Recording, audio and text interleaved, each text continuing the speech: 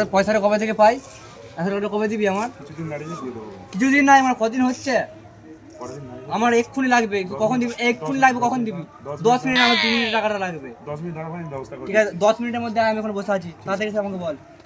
টাকাটা কি করে পাই এবার? যাই একবার মহসিন ভাইয়ের কাছে যাই। ফেসওয়াশ দাও তো। আনে ধর, ভালো হবে তো? দারুণ হবে। কত দাম? দাম 100 টাকা। ঠিক আছে, অনলাইন করছি। কর, করে দিয়েছি। আনে মাল ধর। দাঁড়া ঢুকুক, হ্যাঁ। তারপরে যাবি।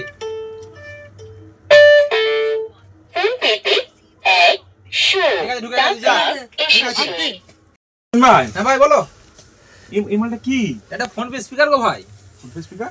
ফোন পে স্পিকার, যে স্ক্যানে পয়সা মানে অনলাইন। এতে ঢোকে? হ্যাঁ, এটা টাকা ঢোকে। তাও দিনে ক টাকা করে ঢোকে এটা? মোটামুটি সারাদিনে 5000 5000 টাকা ঢুকে যায়। বাপরে। প্রচুর অনলাইন হয় না আমার। হাই ফাই দোকান বুঝতেই পারছো আমার। বলছি মহসিন ভাই, ওই লিপস্টিকটা দেখি, লিপস্টিকটা। এইটা হ্যাঁ, এটা বহু টাকা দাম গো। তুমি দাও না। আচ্ছা ঠিক আছে, দিচ্ছি।